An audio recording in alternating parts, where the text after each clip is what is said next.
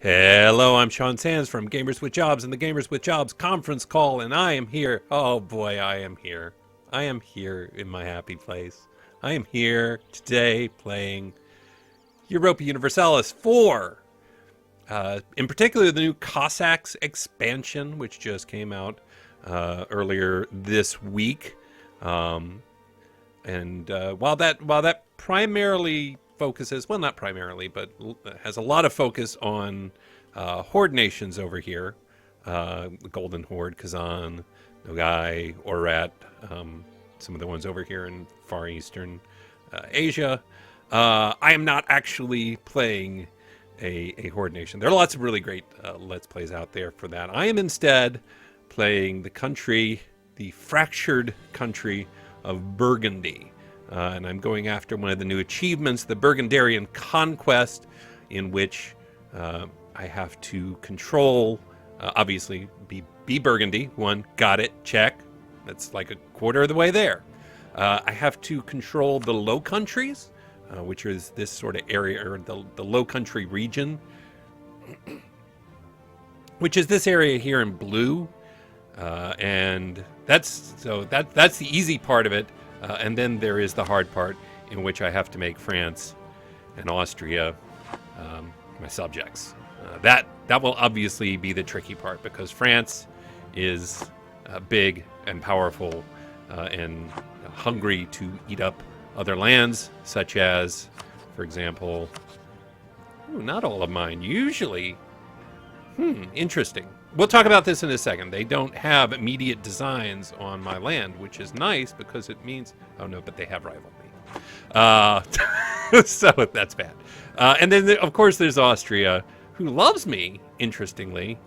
Let's see, who rivaled me? France, England, and Denmark. Austria usually rivals Brittany. Burgundy. Austria usually rivals Burgundy. But this may be super desirable. Oh, wow.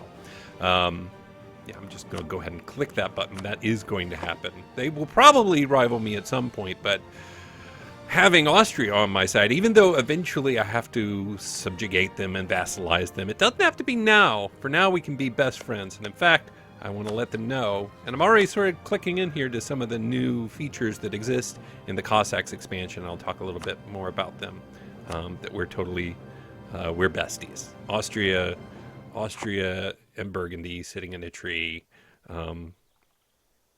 subjugating. S-U-B-J-E-C-T-I, never mind. Anyway, yeah, I missed the gating part. Subjecting. I just said subjecting. Subjugating. So, yeah, so I will go after the Burgundian conquest, vassalize France, or make them somehow, get them under a personal union, or have them be a subject in some way, Austria as well. I should point out here, even, and we'll get the game started in just a second. For those of you who may remember, I had a Papal States campaign I was running. I think I got about 10 episodes in, that was the end of that, primarily because a patch came out that just broke that save, and I could not load my Papal States campaign anymore. So we have abandoned it.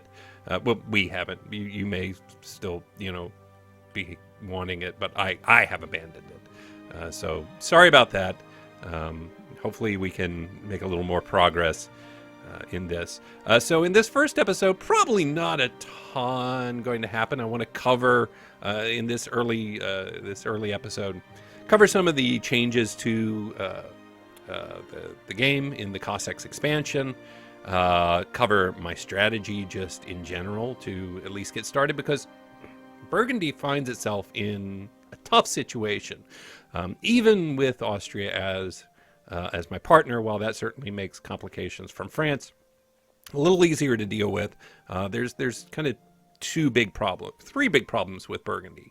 One is that it is, it's broken state. There's lots of bits in it here. Now, I do have a vassal, Nevers, which contains the region Nevers as well as Rethel up here.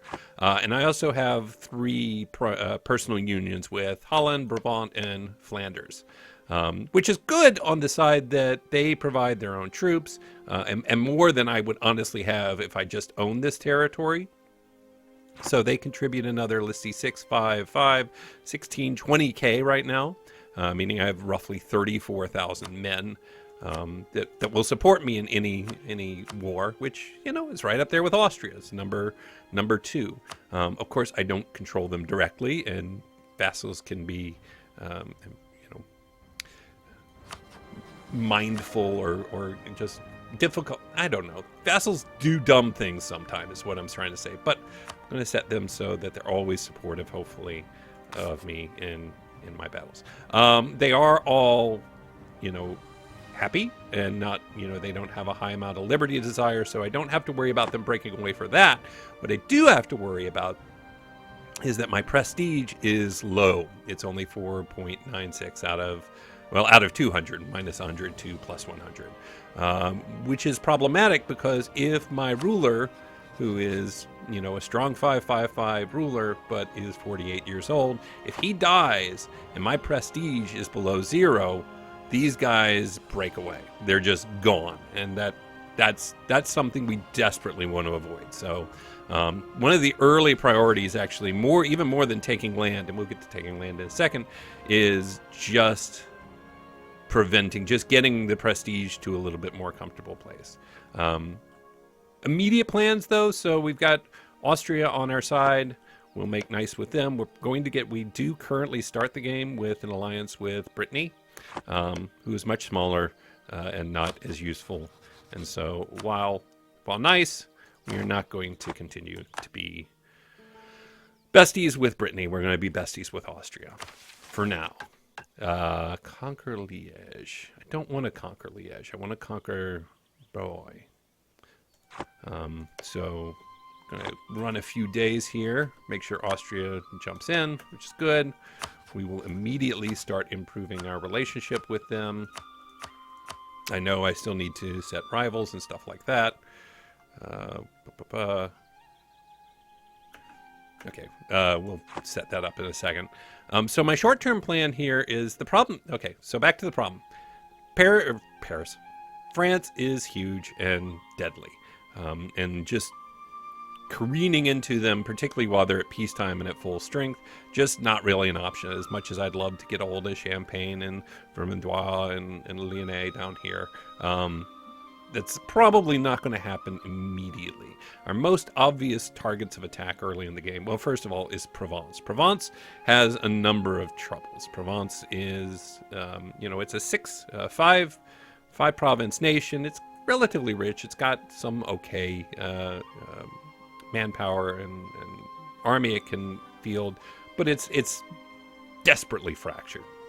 We have Barrois here, which is the most obvious first target. Provence also has Lorraine here in a personal union, or personal union, yeah. So effectively, it's a seven province country. But like I say, fractured, and Barrois, it's the connective tissue between between the different parts of our country. It is the place where we can't, I don't think, I can't even move across into the other parts of my country. This is priority 1, getting this. And as a result of that, let's make sure they aren't allied with anybody else. As a result of that, job 1 is to rival Provence. And immediately fabricate a claim on that territory. Job 2 is probably Calais up here. England has, getting to the main part of England is really outside of any opportunity we have. We have a relatively small navy, and England doesn't. England has a large, terrifying navy made of heavy ships and guns and meanness. So I'm even going to get rid of these transports. I don't think we'll need them. I'd rather have either heavies or more trade ships. But Calais here is a natural target for us. It's right in the middle of our country. It's an important trading port, and we can attack them and sort of take it and defend it fairly easily from England crossing troops over. It's a battle that we want to have. So coming up soon, we'll probably fabricate a claim on Calais, maybe Caux as well. And France will be after all of this as well. They want Gascony, Labourd, they want Normandy, they want Caux. There will be lots of wars against England early in the game. It seems unlikely, particularly if we're both going after it, that they're going to be able to keep their coastal region here on the continent mainland in the English Channel. So those are the two early game things we're after. Okay, just wait for December to roll around. Oh, so who else do we want for?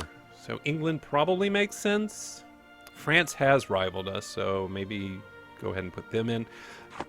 Problem. So that's the direction this way. That's the challenges and things we're going to take care of. I mean, an easy, obvious answer is, of course, we just go attack all these little countries over here. Add somebody like Liège into Brabant, or just eat Aachen up straight away. But this is all Holy Roman Empire territory, and the Holy Roman Emperor is Austria. And even though we have made a nice alliance with Austria, should we suddenly decide to go attack Trier or Munster or Friesland or somewhere, Utrecht, somewhere like that, Austria would most likely side with the Holy Roman Empire country and would come to war against us, bringing themselves plus Hungary plus England. And it's just, we are going to get to a point where that's probably something we can do. Either Austria will just outstrip Austria as far as strength, or Austria will lose the Holy Roman Emperor to, Bohemia or somebody like that. And we'll be able to take it from there. But in the short term, all these tasty one province, two province minors, they're tempting, but they're a trap. So we can't go after them. And Savoy, which is why we're not going to make a Savoy arrival, because Savoy, I believe, is also, Savoy is part of the Holy Roman Empire as well. So Provence is one. England, I suppose let's just go with the big guys like England and France. After all, they've both already rivaled us. That's not likely to change. Oh, perfect. So it seems like now that I'm fabricating a claim, I got the mission for, say, the Burgundian people in Barroy. I'm pronouncing that wrong. I'll look it up after this, which means I won't need to fabricate a claim because I will automatically get a claim as part of that. Something I love in this new expansion is if you go to your advisors here, I'm sure. This is the second game in a row where this has happened, where I've gotten the same advisor for all three slots of a thing. So I hope I want stability cost modifiers. If I don't, I'm out of luck. But you'll notice, particularly in here where there's like 3 to reinforce morale of armies, fort defense, they're all +1s, which if you played the game before, historically it could be a +1, it could be a +2, +3, and it's great to have a +3 advisor. That +3 adds to your power, your skill there. So like if I had a +3 administrative advisor, it would be a monthly increase of 10 instead of 8. Or no, 11 instead of 8, because I don't have an advisor right now. But realistically, early game, you don't have the money for something like that. So one of the changes in Cossacks is that your advisors will be relative to the amount of money either you have or you are making. So you're only going to get maybe a +2 or +3 advisor in situations like this when they're doubling up, when you have 2 of the same. If all 3 of these were different kinds of administrative advisors, like one was, revolt risk or, unrest, -2, and another one was missionary strength or something like that, they would all be +1s, which I love because I hate starting the game and finding that just in the area where I need an advisor or just need some extra power points, I can't because they're all +3s or something like that. I'm going to take this morale of army, guys. I'm going to focus a little early on, more on probably military development than administrative, because early in this game, I do not plan to do a lot of huge expansion. I do not plan, keeping aggressive expansion under control is going to be a focus early on, because for as strong as Burgundy seems to be with all of these troops at its command, I think I've heard it best described, and I think it was somebody at Paradox who described it this way, as a glass cannon. Like if you overextend, it is easy to find yourself in a situation where everything sort of evaporates in front of you. All the more so with the states, which we will get into here in a second. But first of all, I want to do two things, which is start time back up, start probably improving relations here with my new best buddy in the world, Austria. And I might be able to even get them in this war. That would be really interesting. But I don't know that I need to. So I'll get the royal marriage with them in January, and then probably immediately after that, we are going to go to war with Provence. Okay, so this is interesting. There's another change here in Cossacks that is evident here, which is calling your allies to war, which has gone through just a ton of changes over time. As far as, let me make sure, they still don't have an ally. Sometimes Provence gets Austria as an ally, and that would be bad. So when you call an ally to war, like that's gone through a lot of changes. Now they've implemented this system, and I showed you a little bit on the diplomacy screen here, of the different, some of the changes that have come in. Trust has always been a thing, but now that's more obvious and a little easier to read and get a sense of what it does. Favors is the big new mechanic. So for a variety of reasons, as we are allied to Austria here, we will gain 3 favors every year with them, and they will gain the same with us. We can spend those favors in various ways. For example, we can spend 10 favors to increase trust. We can spend 10 favors to ask them prepare for war. If you've ever played EU4 before, you know that situation when you're ready to go to war and you're ready to call your ally, and your ally goes to war like 10 seconds before you're ready, and then they won't come into your war because they're busy with their own.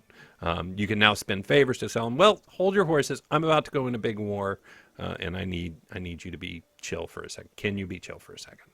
And the other thing that favors do is being able to call your ally to war. So you can see here that Austria does not owe Burgundy at least 10 favors. Instead of, and there are the other mechanics that can influence this number, but now favors is a big part of it. You can also try to offer them territorial gains. So if Austria, for example, was really interested in getting Lotharingen here, and you can check to see if they are, for example, again in that same screen, if let's say I was about to go to war with Baden for some reason, and it turns out Austria is like, no, we 100% want this province right here, Breslau, then I would be able to say, hey, look, I'm going to start the war, but I promise to give you territorial gains, like probably something like Breslau or Baden itself. That will also potentially change their mind to being willing to go to war. But if you look, you see they don't care about this stuff at all. It's just they're not even vaguely interested. The red here means they definitely have plans for these regions and countries and areas here. The yellow means, it'd be nice to have more. And you can even set that for yourself, which I really like, because it helps communicate to the AI. So I'm going to say I'm definitely interested in these, probably these. It doesn't mean I'm taking these right now or obviously can't, but it does mean that if Austria somehow went to war with Savoy, and we got captured Vaud and it was under our control, or Savoy itself, Austria would be much more likely to grant us that as part of their peace, or not take it themselves, just because it's a way of communicating with your AI allies about what you want and what they want. And obviously it also sets up the possibility for conflict too. So if Austria wants Vaud and I want Vaud, and then I take it, that puts our alliance in jeopardy. So I realize there's a lot of talking going on in this episode. Future episodes will be much more of the playing, but I wanted to kind of go over some of the mechanics in the Cossacks expansion just right away. But we will now declare war. We will need a general. We have our leader, Philippe III, but I do not want to put him command if I can avoid it, because, again, we need him to live. Just to make sure. France, please don't, please don't, please don't.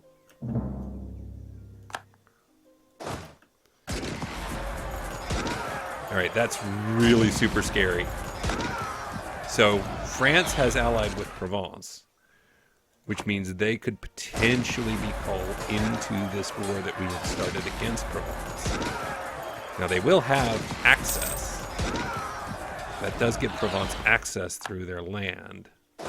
Hopefully, I am hoping that my allies will come down here and help make sure nothing goes... Ah, damn it. Oh, no. Okay, so this just got real interesting. France has gone to war with us, and I can't call Austria in.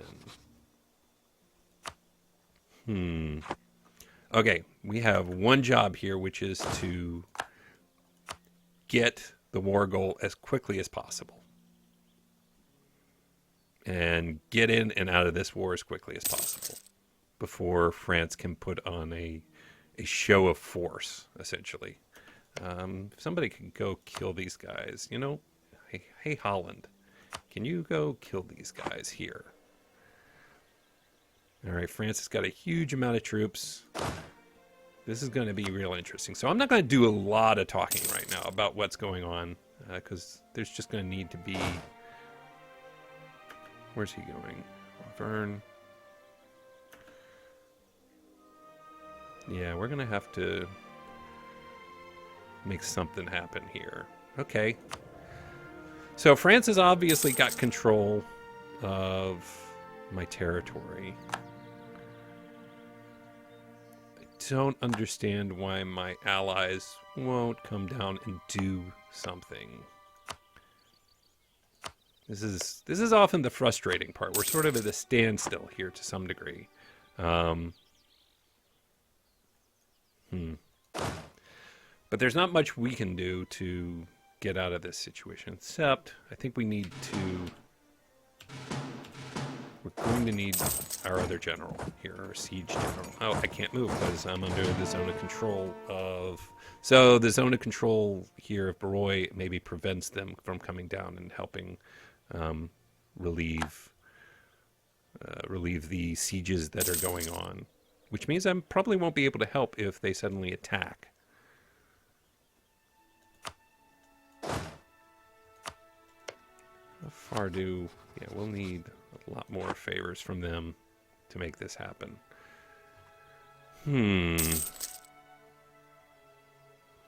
So what we really need to do is finish this siege and get control of Barrois, which is the ultimate war goal, before, or at least in relatively quick time. Now, what we would like to do is be able to get our other general here. Or, I mean, this may be a situation where it just is absolutely necessary to get our king, who has, I believe, siege ability. But I'm not sure that France is going to let us do that here. Yeah, they're probably on their way to stop that and prevent that from happening. We want to get out of there before they make their way in. Okay, exciting. Where is... Maybe, could you guys... Hey, maybe Nevers, could you start doing something? I have an idea. Yeah, okay, good. That helps. Yeah, distract them. If nothing else, distract France a little bit, please.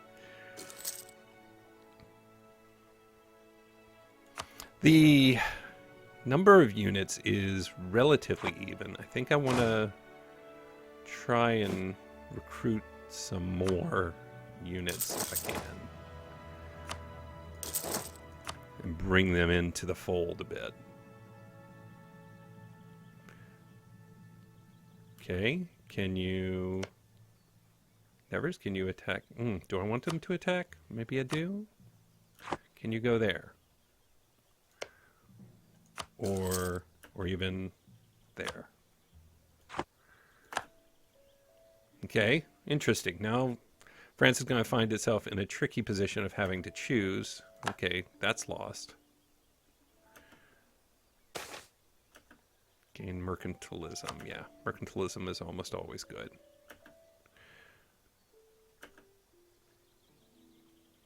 I really need that siege to finish now. Oh, God. I really needed that siege to finish. Yeah, that's not going to go well for the good guys. Okay. But I may have bought enough time to shore up my... Yeah, okay.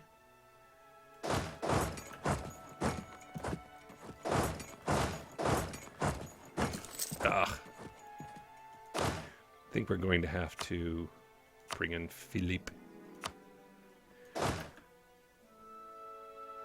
They will almost certainly... Oh, this is a big one. This is an important one. I don't know. Come on. All right, this is a big battle. This could be the whole shebang. They have a 4 shock general against my 3 shock general, which gives them a slight advantage. Is there anything I can do? I have a morale of armies guy, so that helps. I am at a... There's no terrain disadvantage here, and I think I have maneuver anyway. Yeah, so I have better maneuver. It's going to come down to dice rolls. It's about 50-50 here, as long as Lorraine doesn't get involved. And we are winning this battle. It's close, but I think we got this. Yes, that's a huge help. And then we can try and come down here and take back our capital, which won't be quick or easy, but is definitely a thing that can be done.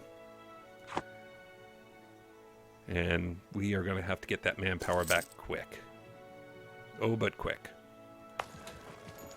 All right, we got Champagne. Hopefully now there's a way clear for my vassals to come in and maybe do something else. They're going to take Nevers. That's pretty much a done deal. Or you guys could just walk back and forth and just walk around and not be particularly useful. Broy. No, not Broy. What am I doing? Who is it? Brabant. Yeah, Brabant. Like there. Just go there. Go to that place.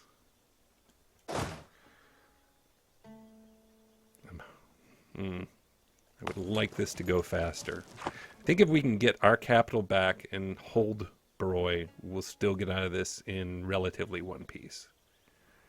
So it's nice that now that I have my king in, he's got a siege value, and we're maintaining relatively positive prestige, but it's going to be real tough.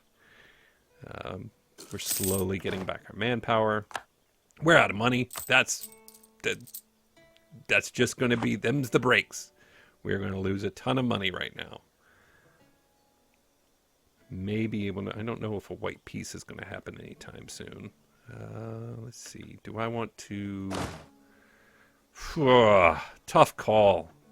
He's bringing another 14k, but he's got 20k in the bank. I would rather just get rid of this siege and see if we can get out of this war. I know this episode's running a little long, but oh, what the heck. All right, well, he's not going to let me have it, and I didn't get the siege there. Don't think I can white peace at this point. No, relative strength of the alliance is bad. Can't call to arms.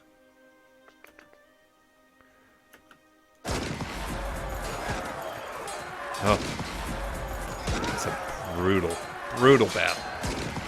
If he can join me, I think we'll win, but we are going to be out of manpower forever.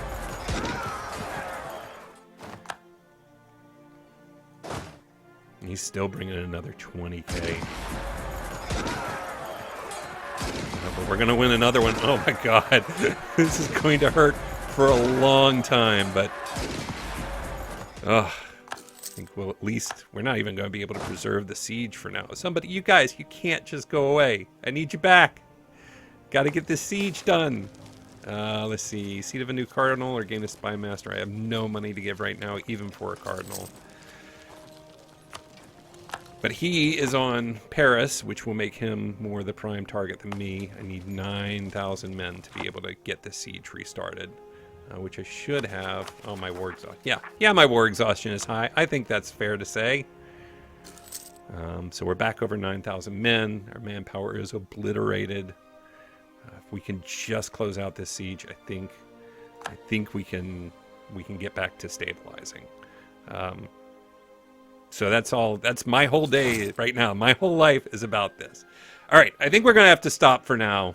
We'll come back and revisit this travesty of a start. But we're in the thick of it.